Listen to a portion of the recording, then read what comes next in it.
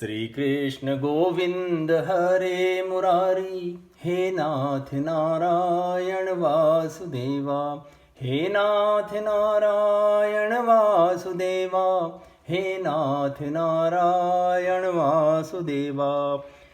श्रीमद्भागवत पुराण महात्म्यम अथ चतुर्थोऽध्याय। श्रीमद्भागवत का स्वरूप, प्रमाण, श्रोता वक्ता के लक्षण, श्रवण विधि और महात्म्यम। ऋषयः ऊचुः साधुसूत चिरं जीव चिरमेवं प्रसादिनः श्रीभागवत महात्म्यम् अपूर्वं तन्मुखात् श्रुतं। तत्स्वरूपं प्रमाणं च विधिं च श्रवणे वद, तद्वक्तुर्लक्षणं सूत श्रोतुश्चापि वदाधुना। शौनकादि ऋषियों ने कहा, सूत जी, आपने हम लोगों को बहुत अच्छी बात बताई। आपकी आयु बढ़े, आप चिरजीवी हों और चिरकाल तक हमें इसी प्रकार उपदेश करते रहें। आज हम लोगों ने आपके मुख से श्रीमद् भागवत का अपूर्व महात्म्य सुना है। सूत जी, अब इस समय में आप हमें यह बतलाइए कि श्रीमद् भागवत का स्वरूप क्या है, उसका प्रमाण और उसकी श्लोक संख्या कितनी है, किस विधि से उसका श्रवण करना चाहिए तथा श्रीमद् भागवत के वक्ता और श्रोता के क्या लक्षण हैं। अभिप्राय यह कि उसके वक्ता और श्रोता कैसे होने चाहिए।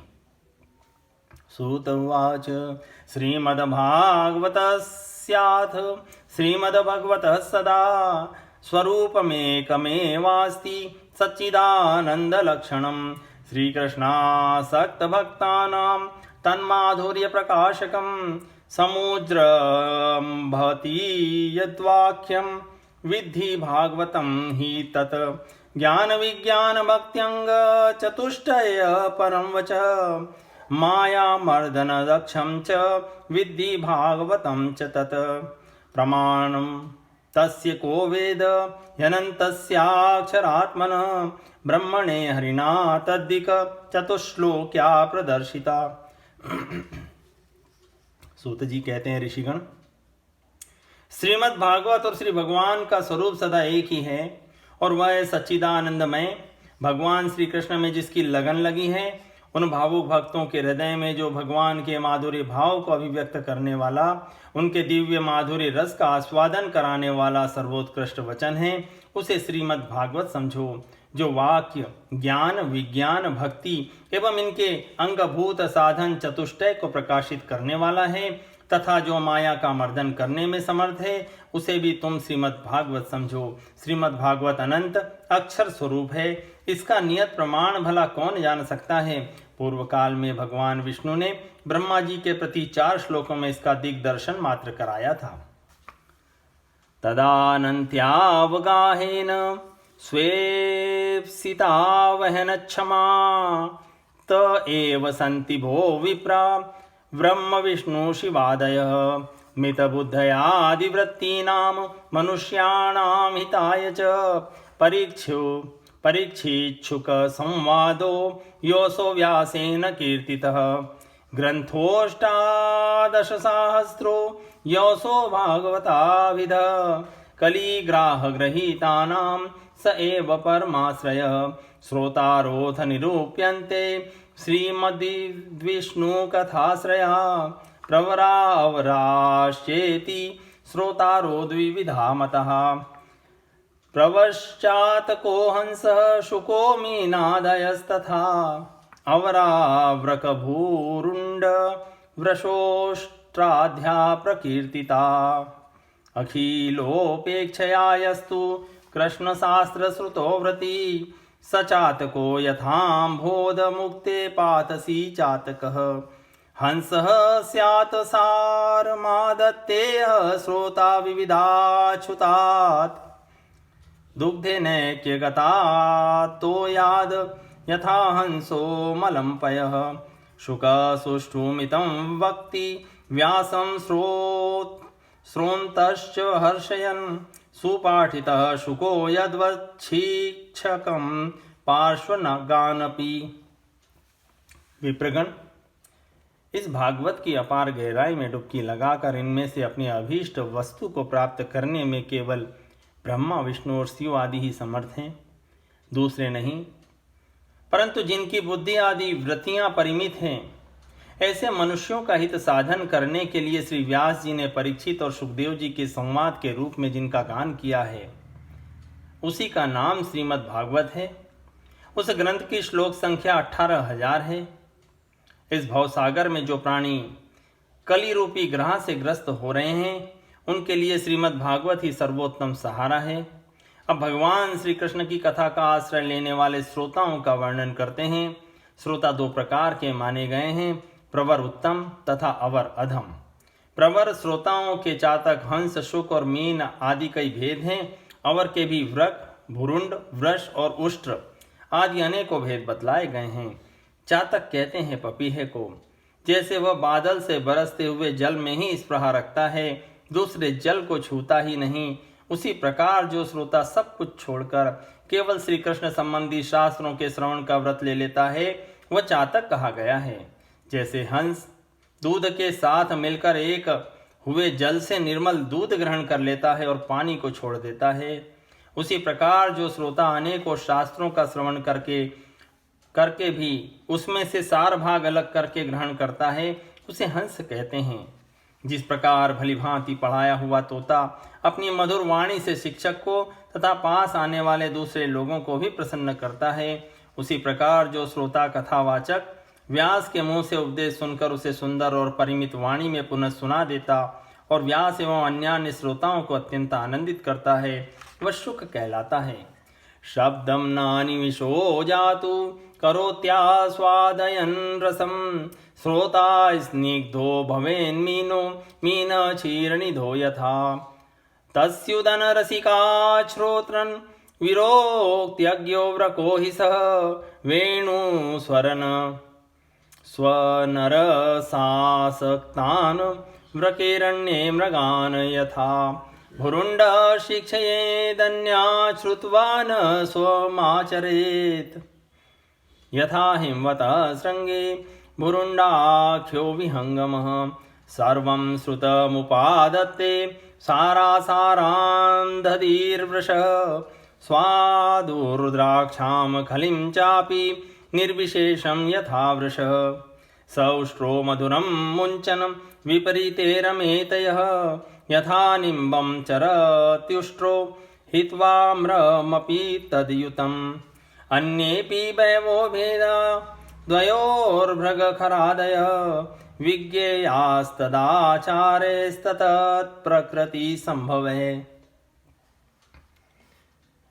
जैसे क्षीर सागर में मछली मौन रहकर अपलक आंखों से देखती हुई सदा दुग्ध पान करती रहती है, उसी प्रकार जो कथा सुनते समय निर्निमेष नयनों से देखता हुआ मुंह से कभी एक शब्द भी नहीं निकालता और निरंतर कथा रस का ही आस्वादन करता रहता है, वह प्रेमी श्रोता मीन कहा जा गया है। हे प्रवर अर्थात उत्तम श्रोताओं के भेद बताए, ये प्रवर अर्थात उत्तम श्रोताओं के भेद बताए गए हैं। अब अवर यानी अधम श्रोता बताए जाते हैं।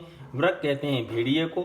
जैसे भेड़िया वन के भीतर वेणु की मीठी आवाज सुनने में लगे हुए मृगों को डराने वाली भयानक गर्जना करता है, वैसे ही जो मूर्ख कथा श्रवण के समय रसिक श्रोताओं को उद्विग्न करता हुआ बीच बीच में जोर जोर से बोल उठता है, वह व्रक कहलाता है। हिमालय के शिखर पर एक भुरुंड जाति का पक्षी होता है। वह किसी के शिक्षाप्रद वाक्य सुनकर वैसा ही बोला करता है, किंतु स्वयं उससे लाभ नहीं उठाता। इस प्रकार जो उपदेश की बात सुनकर उसे दूसरों को तो सिखाए पर स्वयं आचरण में न लाए, ऐसे श्रोता को भुरुंड कहते हैं। वृष कहते हैं बैल को। उसके सामने मीठे मीठे अंगूर हो या कड़वी खली, दोनों को वह एक सा ही मानकर खाता है। इस प्रकार जो सुनी हुई सभी बातें ग्रहण करता है, पर सार और असार वस्तु का विचार करने में उसकी बुद्धि अंधी असमर्थ होती है, ऐसा श्रोता वृष कहलाता है। जिस प्रकार ऊंट माधुर्य गुण से युक्त आम को भी छोड़कर केवल नीम की पत्ती चबाता है, उसी प्रकार जो भगवान की मधुर कथा को छोड़कर उसके विपरीत सांसारी बातों में रमता रहता है, उसे ऊंट कहते हैं। ये कुछ थोड़े से भेद यहाँ बताए गए। इनके अतिरिक्त भी प्रवर अवर दोनों प्रकार के श्रोताओं के भ्रमर और गधा आदि बहुत से भेद हैं। इन सब भेदों को उन श्रोताओं के स्वाभाविक आचार व्यवहारों से परखना चाहिए। यः स्थित्वाभिमुखं प्रणम्य विधिवत्यक्तान्यवादो हरेर्लीला श्रोतुमभीप्सतेति निपुणो नम्रोऽथ क्लप्ताञ्जलि शिष्यो विश्वसितोऽनुचिन्तनपर प्रश्नेऽनुरक्तशुचिर्नित्यं कृष्णजनप्रियो निगदितः श्रोता स वै व्रक्तभिः भगवान्मतिरनपेक्षः सुहृदो दीनेषु सानुकम्पो यः बहुधा बोधनचतुरो वक्ता सम्मानितो मुनिभिः। अथ भारतभूस्थाने श्रीभागवत सेवने विधिं शृणुत भो विप्रायेण स्यात् सुखसन्ततिः राजसं सात्विकं चापि तामसं निर्गुणतथा चतुर्विधं तु विज्ञेयं श्रीभागवत सेवनं सप्ताहं यज्ञवदस्यत्तु सश्रमं सत्वरं मुदा सेवितं राजसं तत्तु बहुपूजादि शोभनं मासेन ऋतुना वापि श्रवणं स्वादसंयुतं सात्विकं यदनायासं समस्तानन्दवर्धनं तामसं यत्तु वर्षेण सालसं श्रद्धयायुतं विस्मृति स्मृति संयुक्तं सेवनं यच्च सौख्यदम्। जो वक्ता के सामने उन्हें विधिवत प्रणाम करके बैठे और अन्य सांसारी बातों को छोड़कर केवल श्री भगवान की कथाओं लीलाओं को सुनने की इच्छा रखे, समझने में अत्यंत कुशल हो, नम्र हो, हाथ जोड़े रहें, शिष्य भाव से उपदेश ग्रहण करें और भीतर श्रद्धा तथा विश्वास रखें। इसके सिवा जो कुछ सुने उसका बराबर चिंतन करता रहे, जो बात समझ में न आए पूछें और पवित्र भाव से रहे तथा श्री कृष्ण के भक्तों पर सदा ही प्रेम रखता हो। ऐसे ही श्रोता को वक्ता लोग उत्तम श्रोता कहते हैं। अब वक्ता के लक्षण बतलाते हैं। जिसका मन सदा भगवान में लगा रहे, जिसे किसी भी वस्तु की अपेक्षा न हो, जो सबका सुहृद और दीनों पर दया करने वाला हो तथा अनेकों युक्तियों से तत्व का बोध करा देने में चतुर हो, उसी वक्ता का मुनि लोग भी सम्मान करते हैं। विप्रगण, अब मैं भारतवर्ष की भूमि पर श्रीमद् भागवत कथा का सेवन करने के लिए जो आवश्यक विधि है उसे बतलाता हूँ, आप सुने। इस विधि के पालन से श्रोता की सुख परंपरा का विस्तार होता है। श्रीमद् भागवत का सेवन 4 प्रकार का है: सात्विक, राजस, तामस और निर्गुण, जिसमें यज्ञ की भांति तैयारी की गई हो, बहुत सी पूजा सामग्रियों के कारण जो अत्यंत शोभा संपन्न दिखाई दे रहा हो और बड़े ही परिश्रम से बहुत उतावली के साथ साथ दिनों में ही जिसकी समाप्ति की जाए, वह प्रसन्नता पूर्वक किया हुआ श्रीमद् भागवत का सेवन राजस है। 1 या 2 महीने में धीरे धीरे कथा के रस का आस्वादन करते हुए बिना परिश्रम के जो श्रवण होता है वह पूर्ण आनंद को बढ़ाने वाला सात्विक सेवन कहलाता है। तामस सेवन वह है जो कभी भूल से छोड़ दिया जाए और फिर याद आने पर पुनः आरंभ कर दिया जाए। इस प्रकार 1 वर्ष तक आलस्य और अश्रद्धा के साथ चलाया जाए। यह तामस सेवन भी न करने की अपेक्षा अच्छा और सुख देने वाला ही है। वर्षमासादिनानां तु विमुच्य निमाग्रहं सर्वदा प्रेम भक्तेव सेवनं निर्गुणं मतम् परीक्षितेऽपि संवादे निर्गुणं तत्प्रकीर्तितं यत्र 7 दिनाख्यानं तदायुर्दिनसंख्यया अन्यत्र त्रिगुणं चापि निर्गुणं च यथेच्छया यथा कथचित्कर्तव्यं सेवनं भृगुवच्छुते।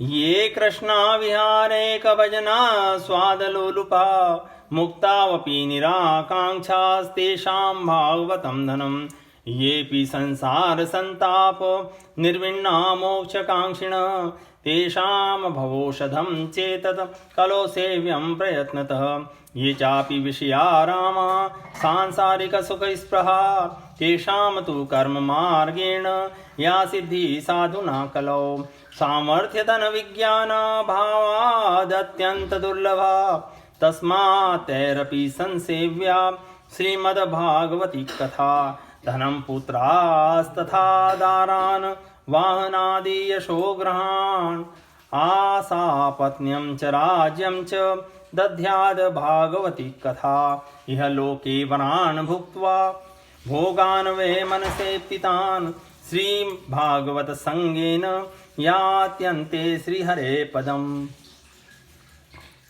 जब वर्ष, महीना और दिनों के नियम का आग्रह छोड़कर सदा ही प्रेम और भक्ति के साथ श्रवण किया जाए तब वह सेवन निर्गुण माना गया है। राजा परीक्षित और सुखदेव के संवाद में भी जो भागवत का सेवन हुआ था वह निर्गुण ही बताया गया था। उसमें जो 7 दिनों की बात आती है वह राजा की आयु के बचे हुए दिनों की संख्या के अनुसार है, सप्ताह कथा का नियम करने के लिए नहीं। भारतवर्ष के अतिरिक्त अन्य स्थानों में भी त्रिगुण, सात्विक, राजस, तामस अथवा निर्गुण सेवन अपनी रुचि के अनुसार करना चाहिए। तात्पर्य यह कि जिस प्रकार भी हो सके श्रीमद् भागवत का सेवन, उसका श्रवण करना ही चाहिए। जो केवल श्री कृष्ण की लीलाओं के ही श्रवण, कीर्तन और रसास्वादन के लिए लालायित रहते और मोक्ष की इच्छा भी नहीं रखते, उनका तो श्रीमद् भागवत ही धन है। तथा जो संसार के दुखों से घबरा कर अपनी मुक्ति चाहते हैं, उनके लिए भी वह इस भवरोग की औषधि है। अतः इस कली काल में इसका प्रयत्न पूर्वक सेवन करना चाहिए। इनके अतिरिक्त जो लोग विषयों में ही सदा रमण करते हैं, सांसारिक सुखों की जिन्हें सदा चाह रहती है, उनके लिए भी अब इस कलयुग में सामर्थ्य, धन और विधि विधान का ज्ञान न होने के कारण कर्म मार्ग से मिलने वाली सिद्धि अत्यंत दुर्लभ हो गई हैं। ऐसी दशा में उन्हें भी सब प्रकार से इस भगवत कथा का सेवन ही करना चाहिए।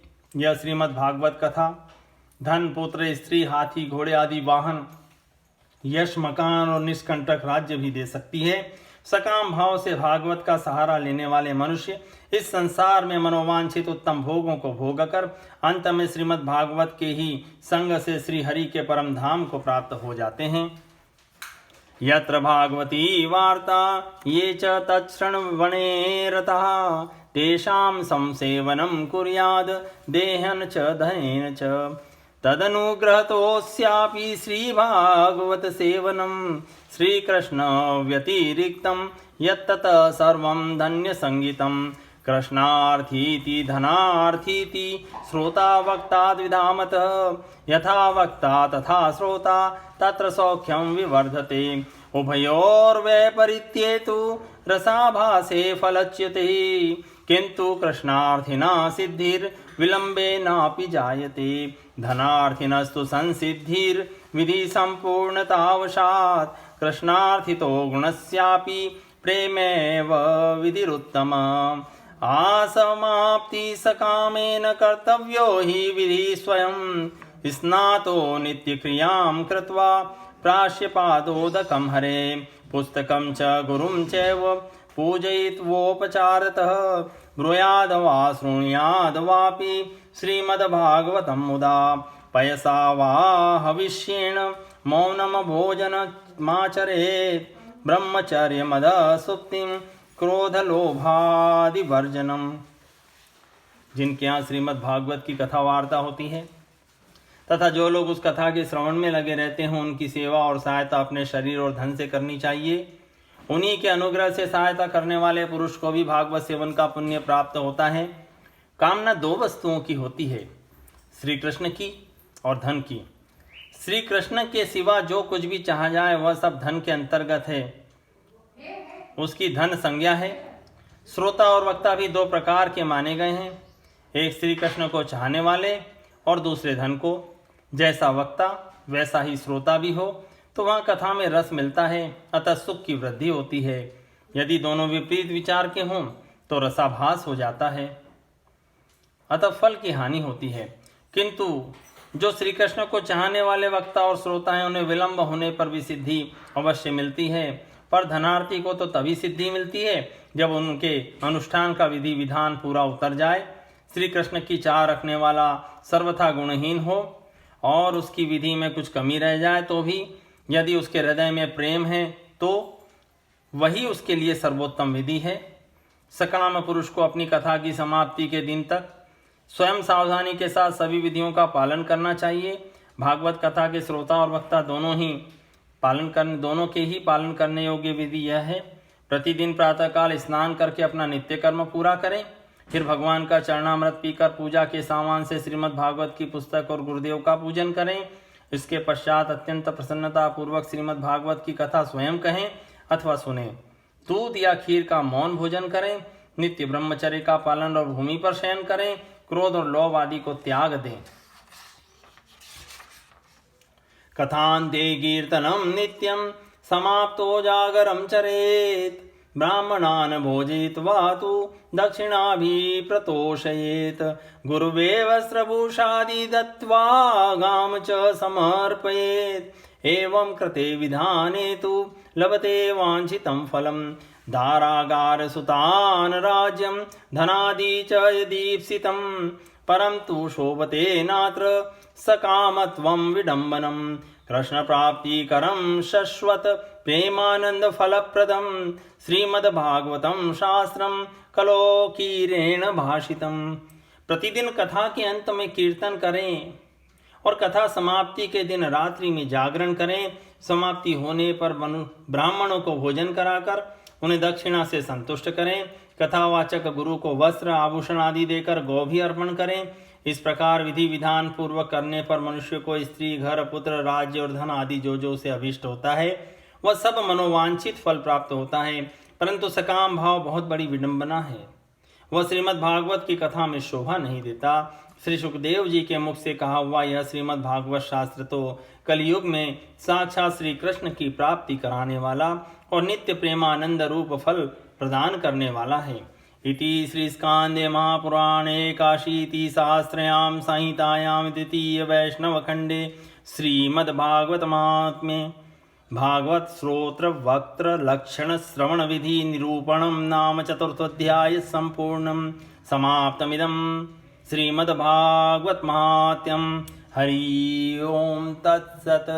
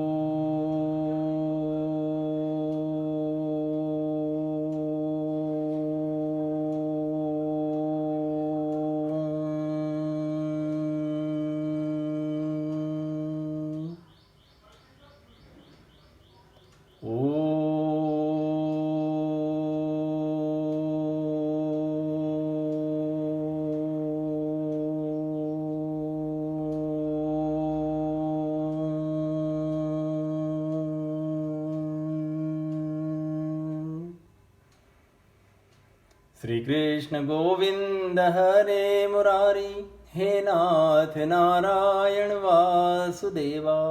श्री कृष्ण गोविंद हरे मुरारी, हे नाथ नारायण वासुदेवा। हे नाथ नारायण वासुदेवा, हे नाथ नारायण